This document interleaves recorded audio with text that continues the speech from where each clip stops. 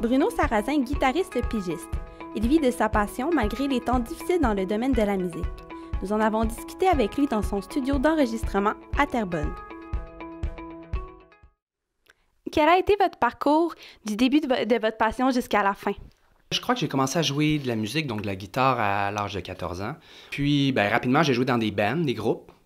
Puis, je pense que c'est un an après avoir commencé à jouer, je jouais à tous les jours, tout le temps. T'sais. Fait qu'un an après avoir commencé à jouer de la musique, j'avais déjà mon band avec mes amis, puis on commençait à faire des petits spectacles avec d'autres groupes aussi. J'ai ensuite fait mes études en musique. Ça, c'est une autre portion de mon cheminement. Fait que grosso modo, c'est ça mon parcours, mais évidemment, tout ça est ponctué de contrats à gauche et à droite avec des groupes, avec des projets que j'ai moi-même montés, collaborés et tout. Est-ce que vous pensez que de provenir de la région de Lanaudière, ça a été bénéfique à votre carrière ou que ça vous a nui ou que c'était plutôt neutre?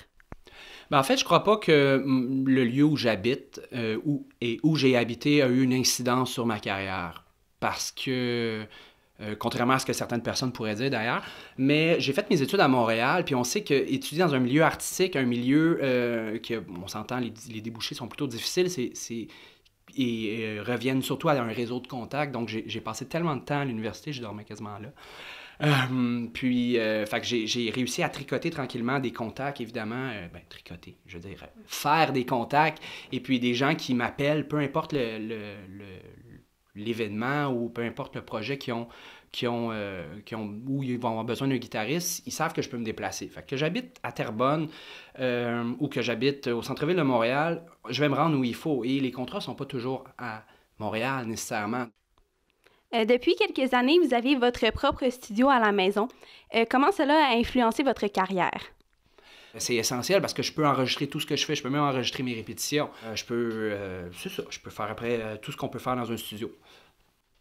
Quelles ont été les plus grandes difficultés que vous avez eues à traverser pour arriver où ce que vous êtes aujourd'hui?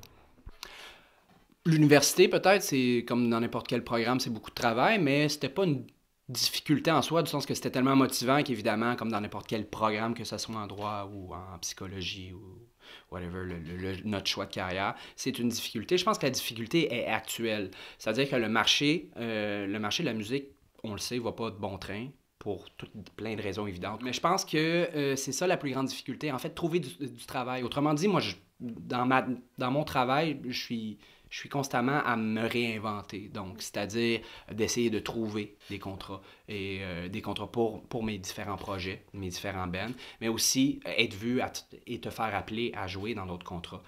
Quels sont vos projets actuels et vos projets futurs? En ce moment, je travaille avec plein de gens intéressants. Je touche du bois pour l'avenir parce qu'on ne sait jamais quand le téléphone sonne. Évidemment, si je m'assois et puis j'attends que le téléphone sonne, souvent on est déçu et on a de la misère à arriver à la fin du mois.